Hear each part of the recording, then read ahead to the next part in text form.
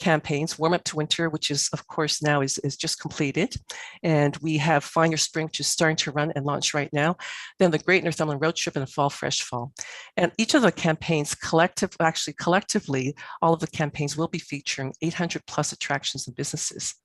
And our goal, as I've indicated earlier, is to reach out to Ontarians, invite them back to Northumberland, to explore our towns, travel safely, go to places that they've loved, as well as those untraveled paths. So the lower left-hand screen is a sample of a campaign microsite that we would launch, and with call to actions. This one happens to be the fall one.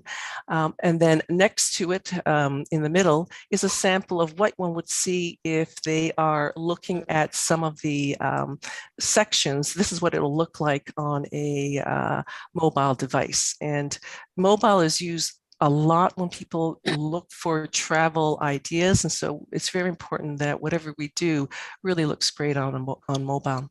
Finally, the right-hand side is just a sample of what a programmatic or a digital ad would look like if it were sitting on, let's say you're on a web page and all of a sudden you're served this ad. It's probably going to be our ad, and it has Fine Waterway Ventures. And then when they click onto that, they go to our campaign website. Oops. Okay. So not only are we doing campaigns, we are also collaborating and expanding our partnerships. I mean, we can't do it alone with just with our budget. We know that there's many advantages to work cooperatively and collaboratively with other larger organizations, such as Kawarthas Northumberland. As you see in the bottom here are some of you. Destination Ontario, used to be Tourism Ontario, and Culinary Tourism Alliance in Ontario by Bike. So just recently with Kawarthas Northumberland, we just did a double page spread in the CAA magazine. And with Destination Ontario, they're helping us doing a lot of social media, featuring a lot of our attractions in Northumberland County. And then the Culinary Alliance, they have just been here 2 weeks ago, and they've been writing blogs about some of our eateries in Northumberland County. So we also are starting to, now that it's safer to do so, we're starting to re-engage our international travel trade. And that's the overseas travel agencies that highlight and bring people to Canada, Ontario, and hopefully to Northumberland County. And this will include this year a series of site visits. In fact, we have a few such agencies from Japan as well as Germany coming in May, and they will be seeing a few of the attractions in our area. We also place a lot of emphasis on visual assets. That's important. You can't do an effective campaign if you don't have a library of really vibrant and exciting images. And we've been focusing on this for over 10 years. We have over 20,000 images in our library. And this year we are going to schedule 36 video and photo shoots across the county, now that we are able to move a little more freely and the protocols and restrictions have been reduced. Our videographer and photographer can go out there and take more images. And these images are available for your own marketing. We have a lot of municipalities that tap into it. Also, we have real estate agents that tap into it. We love it when magazines and media writers tap into it. So it's a very valuable resource that's there for you.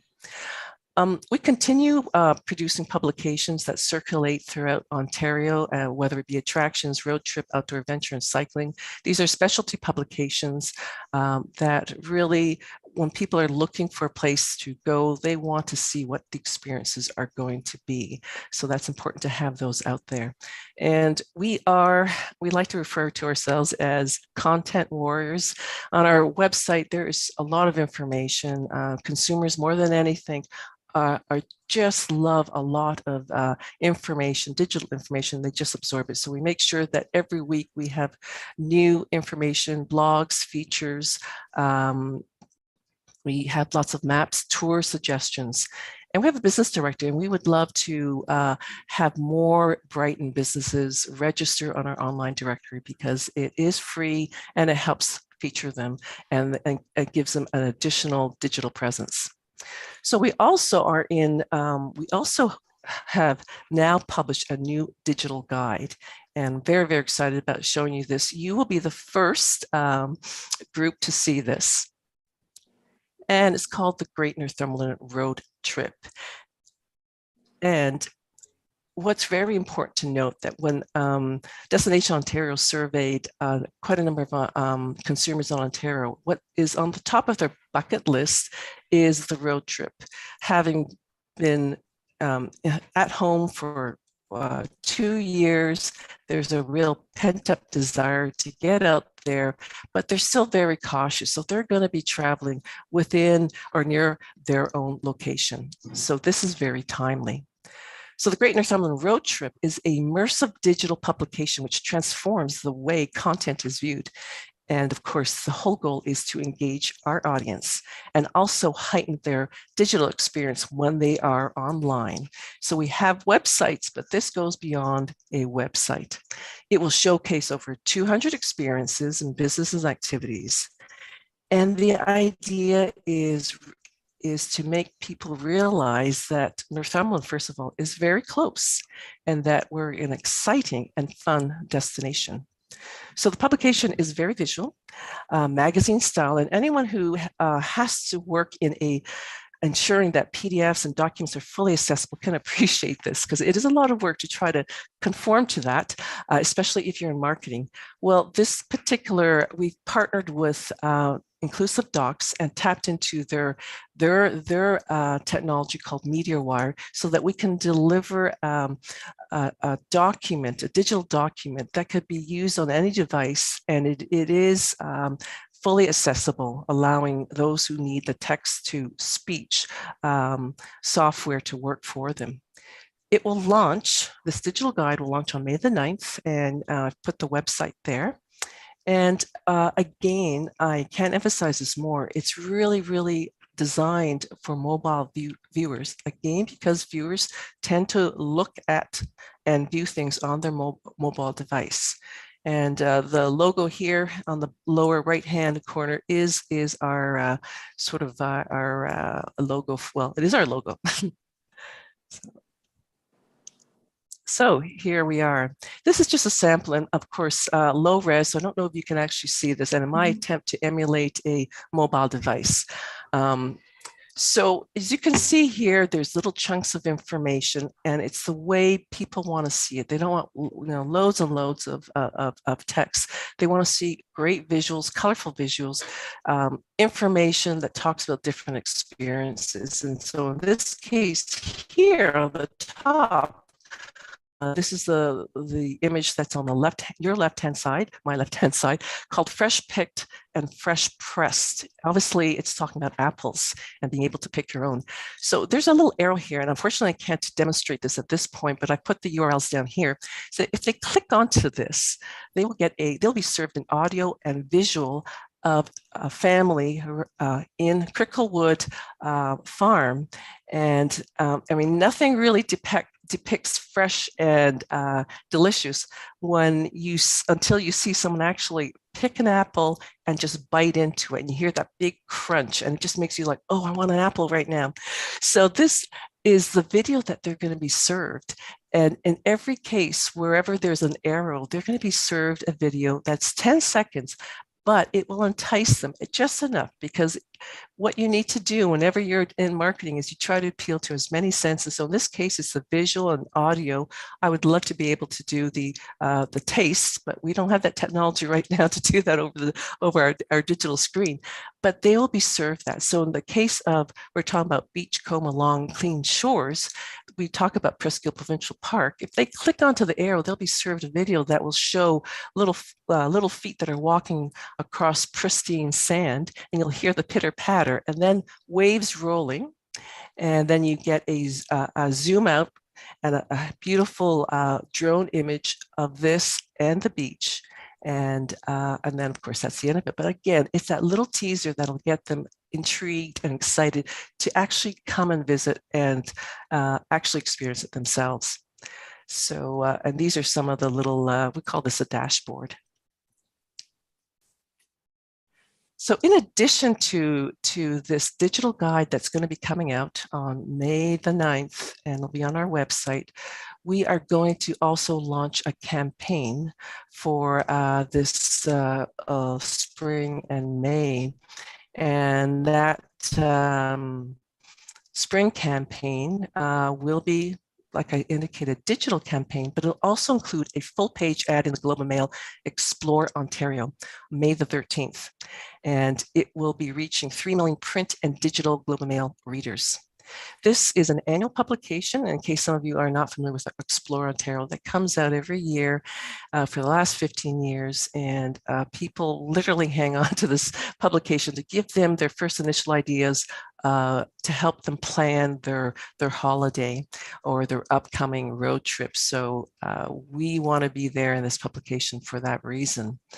And it does target the Ontario staycation market. Thanks. Also in June, we will be launching the Great Northumberland Road Trip Contest. And this is going to be a lot of fun. Viewers that go to our website or are on our social media will have a chance to win a 2-night stay in Northumberland. And they have a selection of a number of hotels and accommodations. We will pay for the gas. and they will also receive gift cards to local eateries and attractions in Northumberland. And the Great Northumberland Road Trip Digital Guide will also support our Fall 2022 campaign. And again, during the fall, perfect time to be road tripping in or taking a several-day getaway to Northumberland County. So again, you're the first to see this. This is an image of the actual Globe and Mail ad. And those who read Globe and Mail know that this is going to be fairly big. This is tabloid size. And people will see this, and there will also probably be an article written about Northumberland County. So again, the theme is so close and so much fun. And I know that all of you know where this image is. I won't have to tell you where this is. Okay, so to conclude, we're very focused this year on supporting the industry and helping the process of tourism recovery. We are going to position Northumberland as a year-round destination with memorable experiences. And again, that's very important, memorable experiences. We'll partner with other organizations to help support over 800 businesses and attractions. And we will continue to develop innovative strategies and programs to grow tourism in Northumberland. And I've today provided you with 2 such examples, the Northumberland Wellness Tourism Experience Initiative, which will help businesses with experience, basically developing their actual experiences, and then the Great Northumberland Road Trip, which is the new digital guide. And oops. And that's it. So I thank you for allowing me to talk a little bit more than 10 minutes. And if there are any questions, I will be more than happy to answer them. Oh, thank you very much, Eileen. Your visuals are amazing. The program looks great, the Great Northumberland Road Trip. I also, Dan Borowick, who is the Director of Economic Development and Tourism for Northumberland County. If either of you have any comments on the questions that no doubt will come out, I'll start that out. I was just wondering how Brighton, other than Prestfield Park, which of course is our crown, is there anything else in this area that you focus on? How is Brighton included in your programming? And I'm also wondering, you did mention that, you know, people are feeling like it's safer to go out and that sort of thing, which of course they do. Are you encouraging your businesses to continue with any COVID protocols and that sort of thing? That's my 2-part question. My 3rd part is, Do you have any, are there any funding opportunities in the sense that Brighton might be able to get involved with for tourism development, in particular on our waterfront? Okay. All right. I'll start up with the first one. And Brighton is very, very involved in our marketing. And one of our biggest challenges is getting the information to us. So when we have campaigns and whatnot, it's actually literally up to me to try to research. And I do have another person who helps me get information on some of the new businesses and whatnot. And we want to include them. We have a business directory. We include many of your businesses in downtown core, like Lola's, like Special Effects, in our marketing, but it really comes down to they need to also be willing to tell us what's new, and we try to encourage that. And that's why we say, hey, you should be on our business directory, and while you're on our business directory, you can put whatever you want in there, but you should also let us know what's new. Likewise with events, and when summer rolls in, I'm sure that Brighton will have quite a number of events, but when you look at our events calendar, it's not really populated. But, again, it's not unique to Brighton. That's a similar case with any of the other regions. So the more your businesses communicate to me, then the better, because it's very hard to be everywhere throughout the county. But we would be thrilled to get that information and broadcast that. And of course, we have social media, and that is another great way. So we invite your businesses to be more proactive when wanting to get that promotion.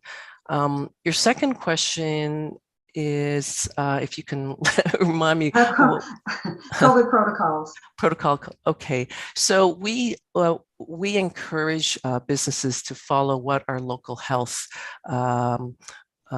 professionals or health unit has to say on that. It's up to the individual businesses to be aware. And I know the chambers of commerce in our area are very good in sharing that, and they provided in the past the PPEs that were needed. So we work with a number of organizations in order to help the businesses. So it is really up to them, but we still feel that it doesn't hurt to have the term travel safely. And we still use that in a lot of our marketing, because the pandemic, we're still in the pandemic. There are still cases. I mean, they're doing testing and wastewater, and it's showing that the numbers are going up.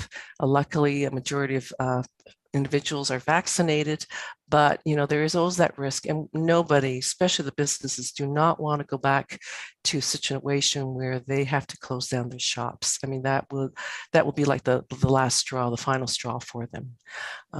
So again, we really tell them if they're going to do something or they need advice, they should go to our local health officials. So your third question about what can help with your waterfront development. Well, I'm glad you asked that question, because next week there will be an announcement from RTO 8 on a new tourism fund. It's called the Tourism Relief Fund, RTO 8.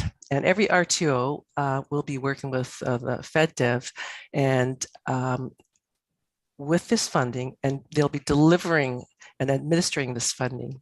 And this funding is specifically to enhance the tourism experience when people actually come here. So it can be used for trail development, like even things like grading the surface of a trail. It could be used for having a washroom in the downtown core. Would you believe that if you have a public washroom in your downtown, it could actually increase the hour of spending to 2 hours longer. So, I mean, it's very important to have that washroom there, okay? So, so it could be used for a number of things. It is available for private sector. If it's private sector, it's match funding, 50%. If it's non-for-profit, like the municipality of Brighton, is 100%, and it's non-refundable. So go to the website rto8.com. It'll be up on April the 12th, a quick turnaround. So submissions end on June the 15th, or it'll be acknowledged as to who will get the funding. And the project must be completed by the end of December 31st, 2022. So if you have some development needs, this is the time to do it. And they will fund up to 100,000 per municipality. So this is sort of like the partnership fund, new and improved kind of. No, this is separate. This is actually from FedDev, and it's an extension of the Federal Tourism Relief Fund. But now they are looking specifically in having the RTOs deliver this. And also every RTO will have their own set of criteria as to how and what type of projects they want to support. And I was talking to Brenda Wood, and she really emphasized that trails was an area that they wanted to focus on, because so seldom do trails get that kind of funding. So here's a really great opportunity, but the turnaround is really quick. You'll want to get your proposal in soon. Okay. So maybe I could just add to that as well. It is federal funding, so in a for a not-for-profit situation, it's 100% grant. So as an example, if the municipality were to proceed with an application that would look at anything from signage to enhancement of a visitor attraction touch point, etc., that would be 100% dollars. With respect to the businesses in the community, it's match funding. And so what might be worth consideration is maybe a discussion with either the chamber or a collection of the downtown businesses to see whether there could be some coordination and what type of application that could be, because it could also, in addition to the idea of supporting a downtown sort of washroom facility, it's wayfinding, it's bike stands, it's anything that's tangible to help support that. And I think this just came out yesterday, and the timelines are tight. Of the 13 RTOs in the province, 11 have access to the fund, and each were designated a certain amount of money. RTO 8 was allocated $2.7 million. So the footprint for RTO 8 is Northumberland, Peterborough County, City of Peterborough, and Kawartha Lakes. So splitting that up, it's probably they're going to allocate maybe $750,000 towards Northumberland. With $100,000 being the max, so per applicant. So I think maybe a coordinated approach would be well worth considering. The timelines are tight. They're attempting to open the application process on April the 15th and close it by May the 15th, with decisions by June the 15th. So it's an exceptionally short window, and the money has to be spent by the end of December 2022. So just as an observer of any new program that's been set up, first in is good, because the more the assessments start to take place, the more detailed they become. So and I think from a Brighton perspective, a municipal application and maybe others supported by private sector could be beneficial. Well, thanks for telling us about that. We always like the opportunity to apply for funding. So, there's a possibility maybe we could set up then a sort of a subcommittee to look at what, the best way to access this funding. It would be a shame not to apply for the RTO funding. Well, I'll call it the RTO funding. It's FedDev funding. So thank you very much for that. I'll open it up for any questions from anyone, please. Eileen and Dan, congratulations on those great initiatives. I think Brighton is well positioned to be involved in both the wellness thing and in the road trip thing. And I must tell you, the way you described, Eileen, the road trip digital Digital guide. ads that you have there Mhm. just made me feel like I wanted to go there right now. The crunch of the apple and the crunch of the sand, it was great. So thank you for that, and thank you for bringing us the good news on the funding, because I'm really hoping that we can take advantage of it. Yeah. I'm Well, glad that's great. Thank you. Again, the applications, the actual criteria and whatnot, it will be available on Tuesday, April the 12th. So if you review that, that'll give you a lot of information as how to access that funding. Any other questions, comments for Eileen or Dan? Emily? Thank you, Libby, and thank you both, Dan and Eileen. It's nice to finally get a little bit more information through the county. We're always looking, we're always asking, and I know working with the DBIA, this is some good information that hopefully we can pass along. Just wondering at some point if your presentation can be shared via email or whatever, so that I can share that with the DBIA. I know Laura can probably use it with the chamber as well. Just there was a lot of information, a lot of things that I'm sure I know both myself and probably some on the DBIA didn't know about. I know our RTOA, it's out there, but it's not often discussed in this area. It seems to be a bit more west and northerly focused. So glad to hear about it, glad to hear a little bit more information on it. And like I said, it would be nice if I could share that with the DBIA folks. Thank you.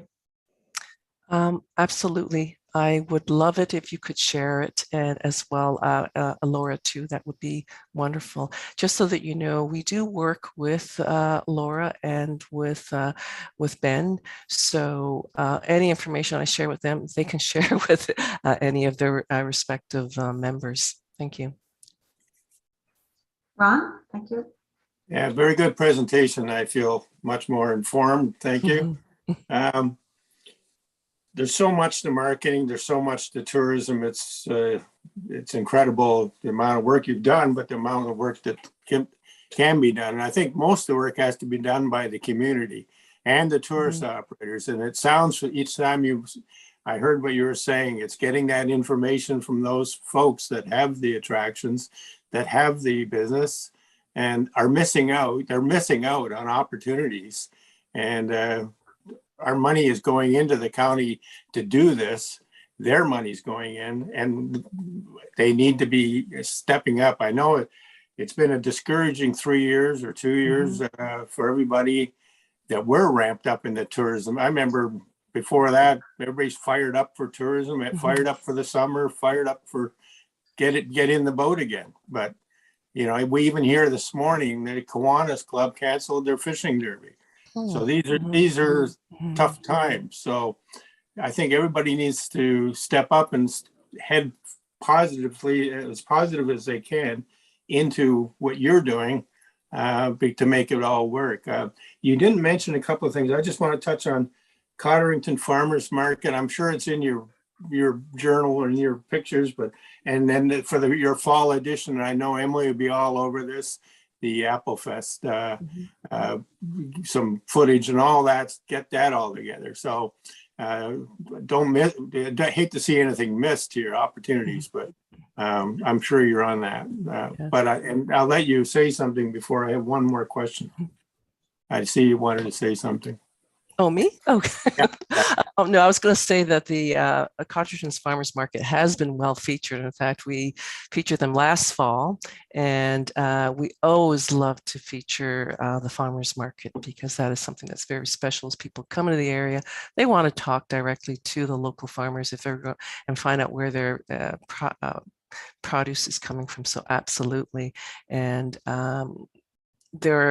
the Apple Fest, I have been just realized that they are, it's going to be happening. And again, they have not reached out to us. I actually left a message on their contact phone number and no one called me back, but I wanted to encourage them to list their festival on our calendar. So those things are very important, and you can appreciate there's probably potentially 200 events, and the Northumberland Tourism is really just one person, and that's me. So the more that these event organizers and businesses reach out or drop me an email, then I could help promote them. So I thank you for your suggestions and your comments, Councillor Anderson. Thank you. If I could just jump in before, I know you have one other thing to say, Ron, but that was my question that leads into the agritourism. You know, we pride ourselves on being that kind of area. It sounds like we need to do some work on our end in letting our producers and our tourism business operators or tourism assets know that they need to let you know what they have so that they can be promoted in the work that you do. Would you say that's a fair comment? Yes, and they could go to our website first because they may already be featured. We'll only feature those businesses that are welcoming of the public. I certainly wouldn't send anyone to a farm that doesn't want to deal with visitors, and visitors can be rather demanding. So, but yes, I would suggest that, yes, they can contact me. Also, they can look at the website, very easy to navigate. They can look to see if they're already there. And if there's something that they see that I've, written about, but they'd like that changed, or they've changed their services, their focus, then please do email me and let me know. Okay. Sorry, Ron. Okay, so to back up, today's agenda also, we're going to be discussing accommodations in Brighton. You stated that this marketing program has inspired people to stay longer, to stay up to 3 days, and about more millions of dollars that are spent in your community when people do that. We have the provincial park, which is great, but our focus really, we don't have, as Coburg, Port Hope, and other communities in Northumberland, that there's nowhere to stay. And we have Airbnbs, yes, and I won't go there. That's another topic for another day. But I'd like to see what you can do to look. I know you're aware that we're very interested in having an accommodation hotel or inn or motel, if anyone wants to refer to it as that still. But where's your thoughts on that, and what can you do to help us attract investors and developers to do that? Maybe I can take that one, Eileen, if you like.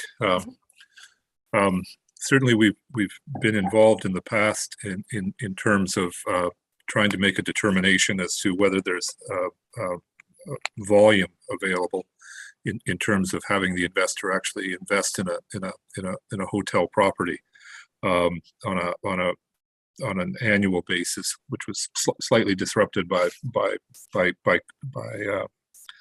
COVID. The province sponsors an annual event which brings in about a dozen developers attached to the building of accommodation facilities, as well as some of the name brand accommodators. That type of dialogue is useful because it starts to create a relationship and make the developer hotel chain aware of the community's interest in seeing such property be placed within their community.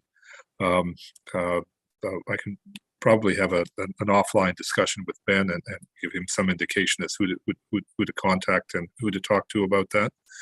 The other sort of feature in most of the investment in any type of hotel facility is what the estimated accommodation rate will be, and typically for most of the accommodators, they're looking at an occupancy rate over the course of the year at around 67 or 68% to be the factor that determines whether they will invest in a property to in turn get return on their investment. There are a couple of firms who do that type of study work. But my opinion of them is that they're pretty templated. They're pricey, and the information they provide you sometimes is useful and sometimes not. What they do is they scan the potential intake area and scan the competition within a certain kilometer radius and make a determination as to whether or not there could be that occupancy rate that needs to be achieved. As I said, it's a bit more lengthy of a conversation, but we'd be happy to if you want to take this offline, we can provide you with even a previous hotel study that we had done to give you some indication as to what it looks like, because I think that's useful as well. It's a bit dated, but it at least gives you some of the criteria that are used, and I can flip that to you, Ben, if you want for it to be shared. Yeah, we actually did have a hotel feasibility study done in summer 2020. So it was a interesting exercise, and you're right, it's the shoulder seasons that really scare the investors in our region. We don't have that steady corporate traffic that more of an urban, even in Coburg or Port Hope that they would have, right? So that's the hurdle for sure, is the shoulder seasons. Well, and there's been a Hilton project in Coburg that's been on the books now for 5 years, and they've still to put shovel in the ground. So that was the timeline we were kind of instructed, is these conversations and these plans take 5 years before you'll even see a shovel in the ground. So That's right. And that's why if you need to keep the ball rolling on these things, because it does take so much time. If you look at Hilton, everywhere they go, it takes them way longer than other developers. Belleville took 10 years.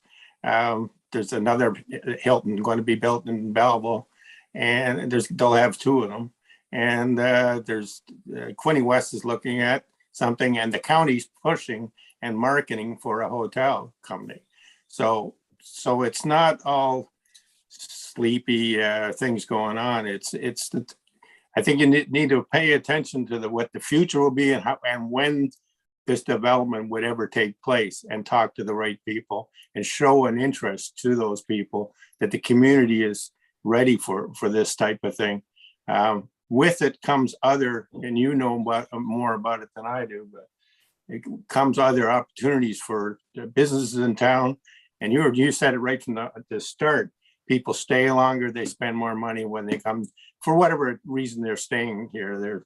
It could be business, commercial business, it could be tourists. It's not all about tourism. It's I consider everybody a tourist when they stay in a hotel. So, but there's commercial, there's sports, there's all kinds of segments that we aren't even tapping into, which can expand your community to provide better services and better opportunities for jobs and that type of thing. So that's why I'm so hot on. I think it's very important to our community. I don't care. It's got to be planned. It's got to be, and the opportunities when they come by your door, you've got to grab them, because other communities are doing that. And I'm surprised the number of hotels going up in some communities near us. And then I hear from others that there's no market. But I look at the rates in the area. I look at our Airbnb rates, which are the highest and you can confirm this, Ben, if you want, because I heard it at a council meeting. The rates in this community is higher than any in the surrounding area. So that could be the type of accommodation. It could be whether it's waterfront and that type of thing. But we need to be seriously looking at. That's all. Yeah, we can continue that conversation when we get to the hotel portion of the agenda. But you're right. I mean, in Brighton, a large portion of the traffic to Brighton would be visiting friends and family as well. And they are tourists, and they become tourists as well. So thanks, Dan, for the offer to help with that. It's much appreciated. Are there any other questions or comments for Dan or Eileen? I'd just like to add on a very positive note, and hate to go back to the hotel thing, because I know we're going to discuss that later, but the last 2 years have had a lot of negative changes, certainly for the industry. But in Brighton, as you can see, even during COVID, the number of new people that are coming to Brighton, the number of tourists that we had for Presqu'île Park was unprecedented in the last couple of years. I think urban folks are recognizing they want to get out in the country more. They're making more road trips.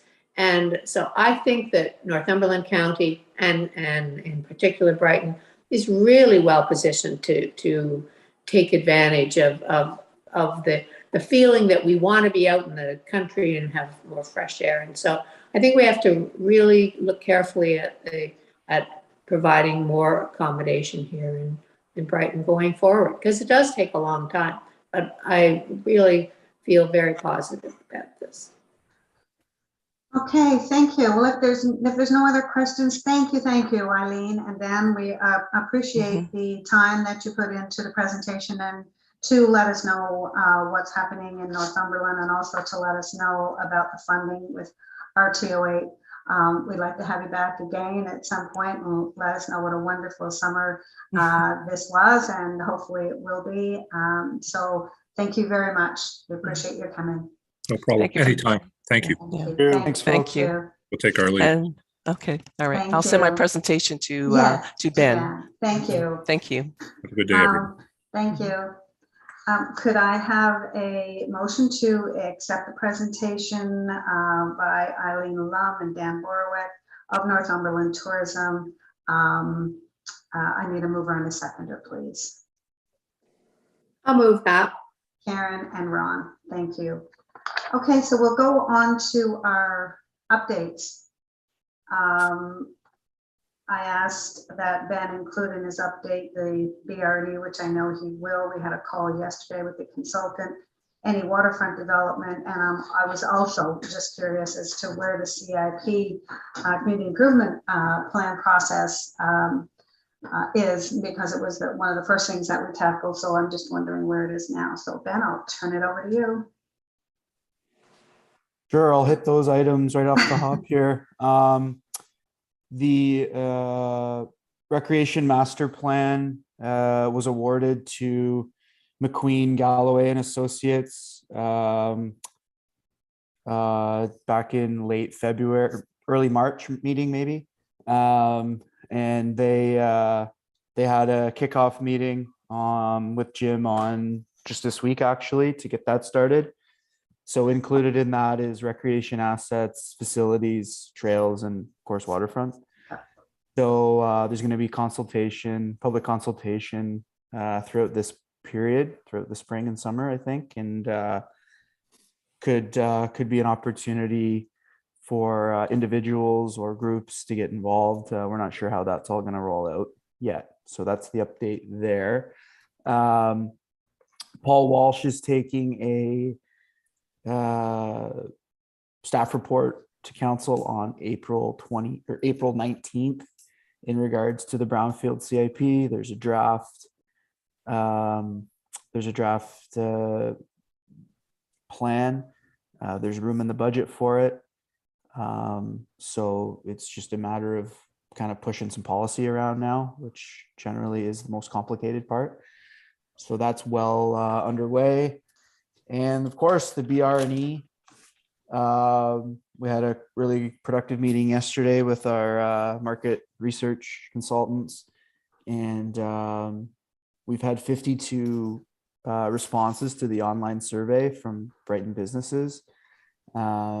16 of them have began to set up times and dates for a over the phone interview. So we want to get that as close to the 52 as we can. And then this Monday, we're sending out another nudge to get more businesses involved and to get the online businesses or the folks that did fill out the survey to follow up and get their phone interview scheduled.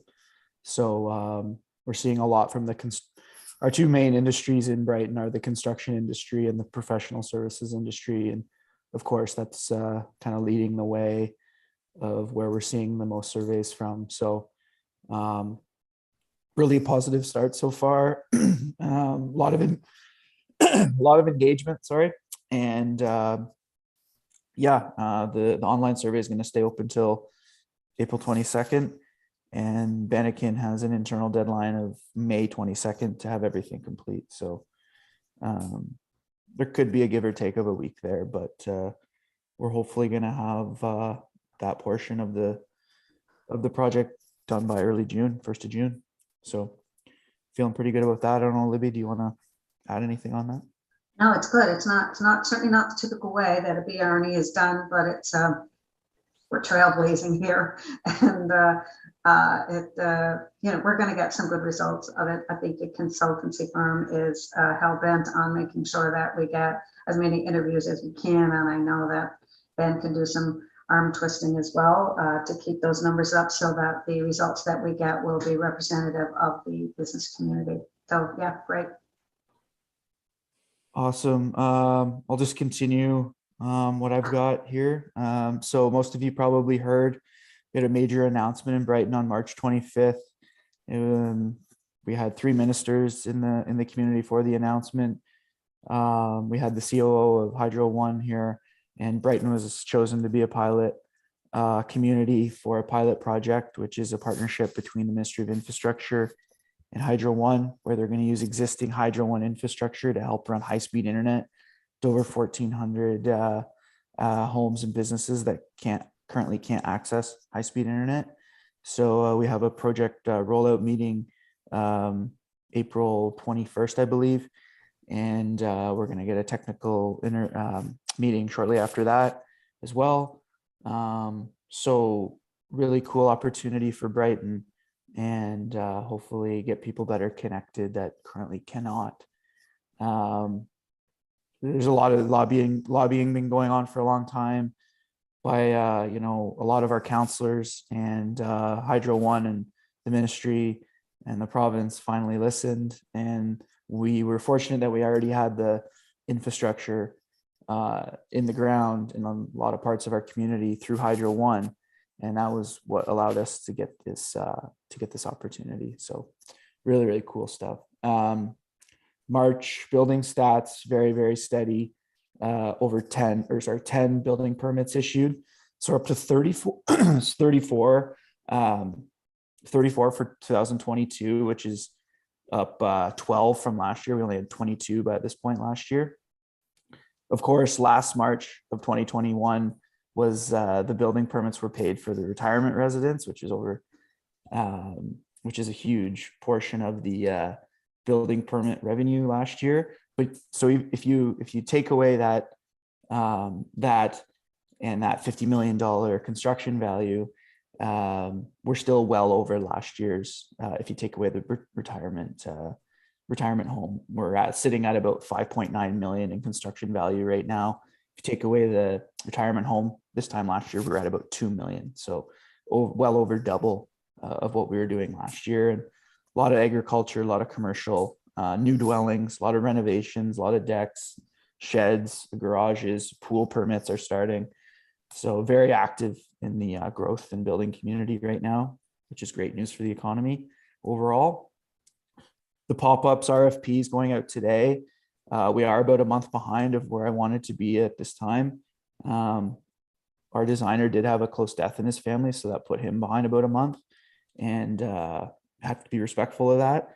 But our construction team wrote an unbelievable RFP, and they have pretty stringent dates that the construction is to be complete on June 30th. This will give Caroline and I a lot of time to kind of make the building how we want it to look, how we want it to feel.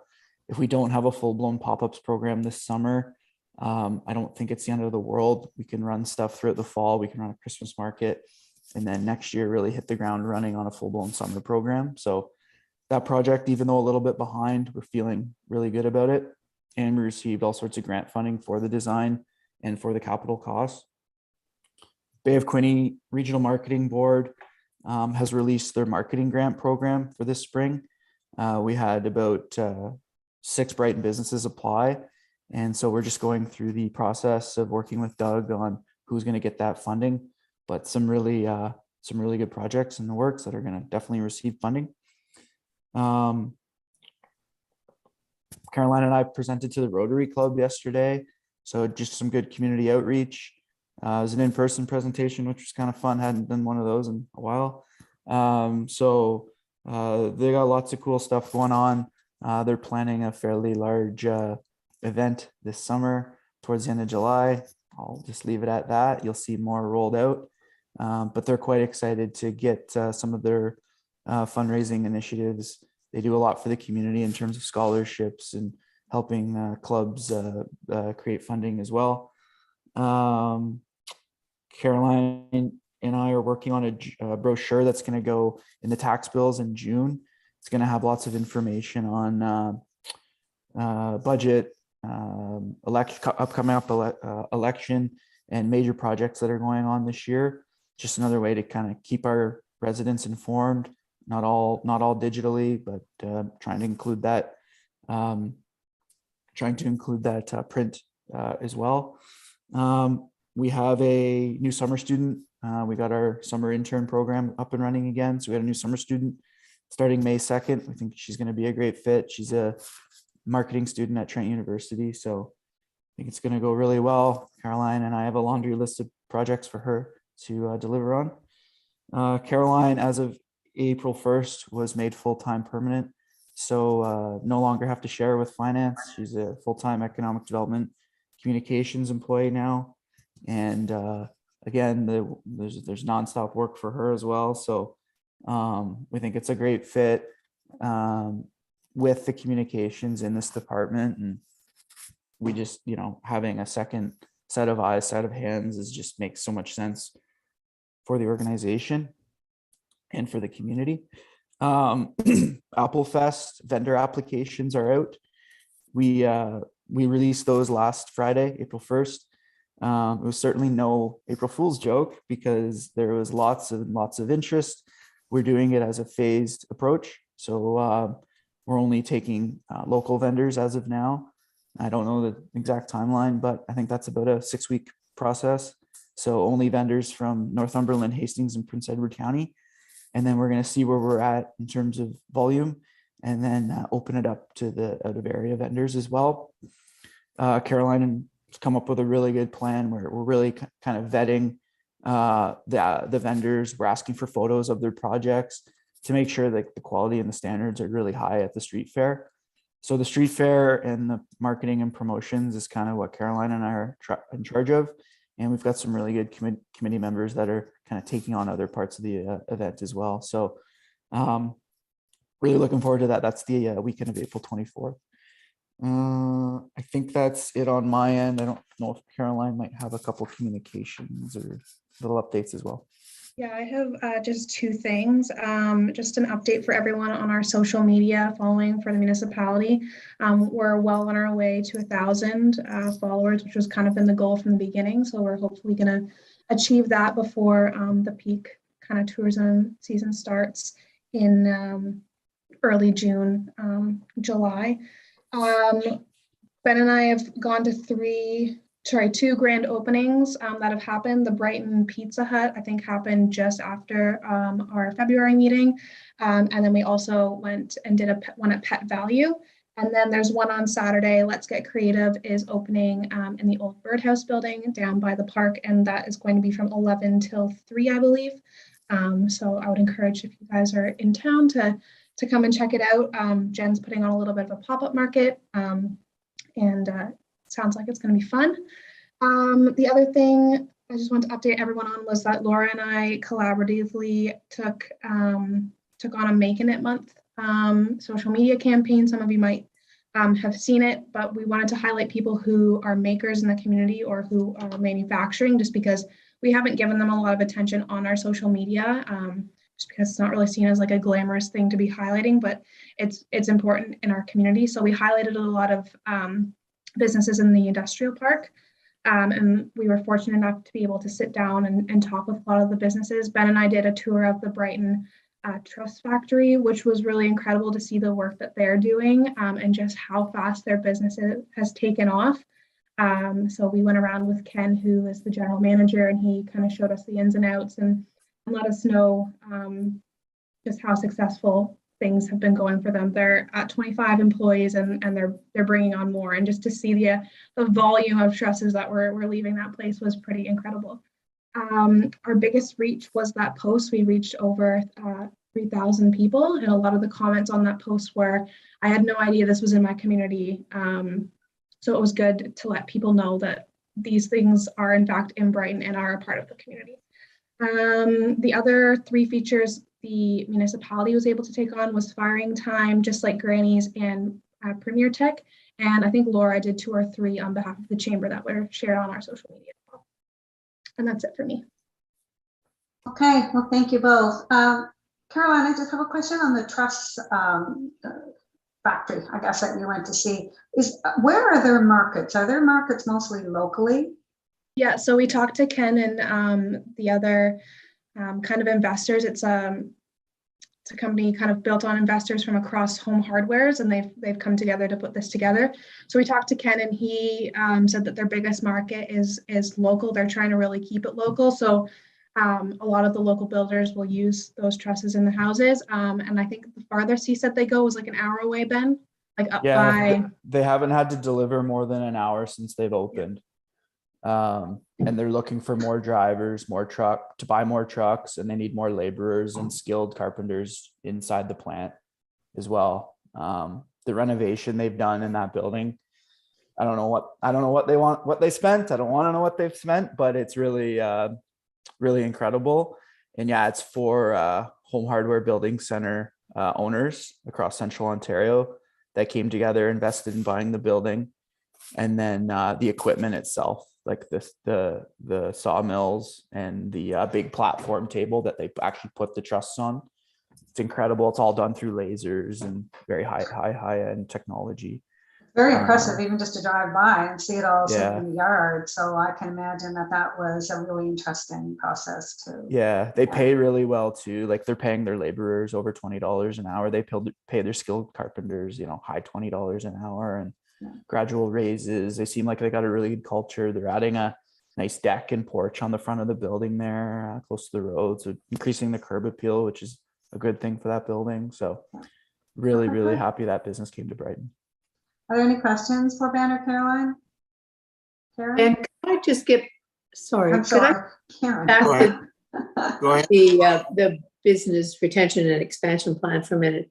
Is it possible for the consultants, when they're talking either on the phone or meeting them in person, if the industry or the company is appropriate of tourism, whether they could mention these 2 funding opportunities that are imminent now to maybe make them more aware of the money that's available through the Bay of Quinte initiative and through the federal initiative that Eileen mentioned now. I think that might be a good way to spread the word, because it sounds like we need to get that word out there that money's available. The other thing is to ask the consultants if they could make a plea to the businesses to have their information on the Northumberland website, because it sounds to me like both from an events perspective and from an information perspective, they need to populate that more. So I know that that's not their first job, but since they're having this conversation, it might be a good way to talk to the businesses where appropriate. Okay. Okay, thank you, Marty. Yeah, the high-speed internet project, like fiber optics, is going to do 1,400 households. Is that going to be extended to rural Brighton too, or just a downtown core? Good question. I'm going to get more of a targeted map later in the month, sounds like. But most of the urban center is either has access to high-speed internet or fiber by now. So I'm trying to connect the dots, and I would bet that a lot of this is going to be rolled out in the rural. I just don't know what pockets of the community or the pockets of the rural community it's going to be rolled out in. So yeah, I have a pretty strong indication it's going to be mostly rural though. Right, thanks. Okay, Emily. Thank you, Libby. my question too is, so the BRNE, you said we had so far 52 businesses who have kind of filled out the questionnaire. Oh, but what percentage is that of the total businesses in the municipality? And I know you said it's mostly construction and kind of professional services. Yeah. But yeah, I'm just kind of looking, or 52 seems like a good number. It's 22% of the total businesses that are listed on the website. And they've done a really impressive job of making a matrix of the businesses in the various categories, such as retail or tourism, construction, professional services. And what their aim is to get that same percentage in the final results. So it's early days, and right now, they're welcoming everybody to participate, but hopefully, the 52 is a good number, but the important number is the 16, because that is the qualitative data that we need in order to get, a broader opinion and this is the information that you would base a strategy or an action plan on. So it's going well, and I think after yesterday's meeting that renewed energy to get out there and make some calls and even to try to talk to the people who didn't indicate that they wanted to go forward with a telephone interview to see if that they would change their mind on it or participate. So I think things are going fairly well there. We'll see. I think Ben hears from them every few days just to see what the numbers are. So yeah, do you feel the same way, Ben? Yeah, just to give you an indication of what the 16 means, it's 6% of the community, or of the businesses in the community. So we want to crank that up to closer to 20 for sure, and that would give, from what I've learned through this process, some really good results and really good data and create a really good report. So the other thing I wanted to mention too is the construction and the professional services are the two leading sectors in our community. They make up for almost 50% of all the businesses in our community. I think it's around 45 or so. So naturally, just purely out of a percentage base, we were going to hear from them the most. So we also talked a lot about we're not going to cut anyone off or anything like that. We want to hear from anyone. But as part of the matrix, you got to kind of understand that a lot of the feedback is going to be from certain sectors, and that creates a little bit of disparity as well. So we want to hear a little more from the tourism operators. We want to hear a little more from retail and downtown. It was kind of the two sectors we really want to hope we hear from the next few weeks. So if I can just go back, I'm sure, did you have anything else, Emily, on that? No, like I said, just that question. And when you said kind of, so 20% is kind of a benchmark as far as if we can kind of attain 20% as far as overall, that we're, anything over that will be a bonus, obviously. So 20%, yes. If we hit 20%, we're good. Okay. Yeah. So I hate leaving money on the table. So I just want to know, like, who will sit down with who and develop some sort of a application to RTO8 for any kind of the tourism relief fund. We'll leave that in your hand, maybe with Laura and Caroline, Ben, or did you need any input? I really think we should put in some sort of application, particularly from the municipality, because it will be 100% money. So any thoughts on that?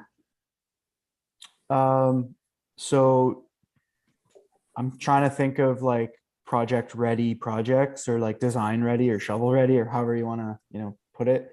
There's a couple things that definitely, or there's one thing that comes to mind for sure. And that's some help out in Codrington related to signage. But I would have to see if that project would qualify, but that's one that and signing does qualify. That was the one thing that Dan said, and that's the one thing that I was thinking of for this town, because signage for, and I'm not getting into rebranding or anything, but signage to direct people to the waterfront or to Presqu'île we all know where to go, but tourists don't necessarily know. And so if maybe that's something that could be considered, but such a short window, we have to get an application in by the 15th of May. So on the 12th, the parameters of the program will be out, and then they will start receiving, and there will be people that will be writing applications probably now. So if we can get in on that, I think it's it's free money right now. So why wouldn't we? There's lots of things that we need from a tourism perspective. So we'll leave that in your hands. Yeah, no promises. we are managing a lot of priorities right now. I just want to make that clear, and we will do the absolute best of our ability to make this happen. I just want to make sure that it's not a guarantee that this gets we get this funding or anything like that right now. Laura? While we're sitting here, I did know that it was coming. I do have some ideas, and there are some ideas that maybe Ben and Caroline can help me just cross the T's on. So even if Ben and Caroline don't have the capacity to do it because they have 7,000 things happening, we can at least work together to kind of use me as the face of the application and work on some tourism ideas together. Since the beginning of the year, I've wanted to revamp how we do tourism and how we connect me to the booth, how we get the student to just do a little bit more than sitting there on their phone. So it's definitely something that I will be applying for. If not one project, several.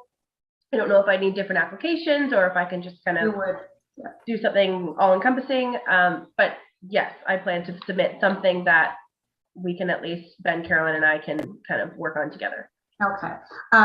From my experience with the RTO's funding, that if the projects are linked, they can all be in one application, but it's completely different. One is signage and one is toilets. It would have to be a separate sort of thing. So that's great, Laura. If there's anything that the committee can do, let me know, and I can put an email out, and we'll, happy to help. So we don't have any other questions for Ben before we move on? We haven't seen each other in so long. We have lots to talk about, Emily. Just one question about that funding. I guess I'm just looking, is this kind of monies per community? So if there was a non-for-profit that was not connected with the municipality, would that be a competition? Like to say, I'm just saying, if Brighton was able to spend up to $100,000 and what the municipality wanted to spend was, say, like 80, would the 20 still, would that be able to come from someone else, or how does that work? I'm just looking. I have one or two things in the back of my mind that are not municipally connected, so I don't want to run competition. That's my question. Normally, I'm sorry, Ron, go ahead. Well, I didn't mean to interrupt you, Libby, but if I can understand that, he clearly said it's per project. Yes. Per project, and there's nonprofit and there's not municipal is fine. I was just going to suggest something before I need to go. I need to run. That there's a lot of work being put on every department in the municipality. Economic development has a lot going on, I understand. But this is an opportunity. And when you talked about the sign in Codrington, I was so excited. I thought you'd already sent proposals twice for that. This is an opportune time to try one more time and use the same information that you sent last time for the same signage. I presume I know what the signage that you're talking about. So if that could be done by economic development, if something could be done, if there's a project for downtown, the DBIA put it together and submit their own, maybe with if the municipality wants to assist with putting that together, but maybe the DBI could take that on.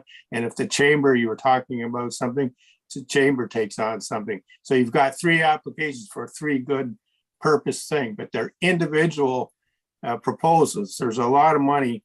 And if we're only thinking 100,000 split up, 20,000 for one, I don't think we're thinking the right way. I think we need to go after what you were talking about. And I think that sign is very important to Codrington. And I think the DBI, maybe even lighting, Might be something that I didn't see the whole list of what's available. Maybe we need to research that too. And one other thing, the washrooms at the canteen with the pop-up, is that going to be, is that part of your renovation or your? Ben? No, the washrooms are not part of the renovation. They're Bingo. Yeah. So maybe that would be one to throw, and you probably have some plans for that, or something's in the works on that, and that might be one to throw at it as well. So that's all I'll say. Well, usually it isn't infrastructure that these things fund, but he did mention signage, so the parameters of it may be changed. And to address what you were saying, Emily, there is usually a committee that will assess these projects and assign a value to the results and its contribution to tourism in general. And so it isn't necessarily so much for this community and so much for that community. It's usually based on their value. So I would think the more the merrier in terms of the applications. Karen, with your experience with RT08, would you agree with that or anything different? I would agree with that. And I think that when Eileen and Dan were explaining it, it sounded to me like they had a pot of money for the whole RT08 area. They had loosely defined how the area to how much would each get, but each project. And I don't think there's a limit to our municipality for the number of projects that could go ahead. And I think that if you have an idea and you can put it on paper quickly, you could make it happen. You could make it happen. Yeah. One more thing. Generally, these projects are. You mentioned trail. Even our recreation department could put that together. Yeah. And I will say that it always gets more points when the more partners, the better. So if you did have an application and the chamber's involved and the DBIA is involved, then they look at that favorably as well. That it's more of a community effort than like one organization or whatever. So anyway, we'll leave that with Laura and Ben. And as I said, please let us know if there's anything that we can do or contribute, or if you just want to kick around ideas or whatever. Okay, so do you have to leave, Ron? Because we did want to talk about the hotel project before. I think it's pretty important that I go where I'm going. Okay, well, do you want to? We might get a hotel out of it. Okay, so did you want to defer this subject until the next meeting then? It's under new business right now. I'm fine with deferring it, but if you like to, we had quite a bit of discussion on it, and I'm sure everybody's rather got lots to do. So I'd be content to leave it to another meeting. Are there I'm any the same. objections to that? No, I'm the same. I have to leave shortly as well. So I think it's needs to be a good discussion, and I think we're kind of. Okay. The mayor did join us for a little while. He texted me to say that he had to leave as well. So he was here during the presentation of Northumberland Tourism. So if we can, we will defer the hotel item under new business till the next meeting. Do we need a motion for that, Ben? All right, Emily and Ron, move that. Yeah. Thank you. Yeah. Thank you. And I'm going to move right out of here. So we'll see you. Okay. Thank you. Bye-bye. Bye, Ron. Good luck. So we'll move on to the DBIA update. Megan isn't here, so Can I just kind of plug in? Yeah. Okay, so I don't have much, and I know we're kind of running out of time, but just for those who might be interested, the DBIA, we've just scheduled our AGM in person. It will be at Vito's, 6 p.m. on April the 21st. So if there's anyone from our committee, I'm sure the doors are open for that. So we'd like to see someone there if you have the time and the place. Other than that, I think we're just kind of ticking along as best we can, like everybody else. But that's all I'm going to add for now. Okay. Well, thank you for that. And Laura did stop in to see Laura's new office this week and waiting for your signage still. Are you, Laura? Or It's there. it's there? Okay, maybe we'll see that today. So yeah, great spot. It's good to see you in downtown Brighton. So we'll pass it over to you for your report. So just two quick things. We had our AGM a couple weeks ago. It was in person. It was very, very nice to have that many people in a building. We got some really good ideas out of it. We've got some good projects out of it. Two in particular that deal with tourism. So they kind of feel like a marathon, but in the end of it, we might create some sort of community waterfowl tourism event thing. I don't know. It's only in the very, very beginning stages, but we're working on it. The one big thing that I have going on now, it's actually funded by RTO8, is the Keeping It Cool picnic scavenger hunt. So it's going to get released again today. And then I have the informative posters that I'm going to be sending around everywhere. There's a scavenger hunt, one in Brighton and one in Colburn. And you travel around to the parks. There's clues. You collect the letters. You create the secret word. It's a small, easy secret word. But along the way, the point is to stop somewhere at a local place to either grab a meal, grab a snack, grab a drink, and have that in one of the parks that you are visiting.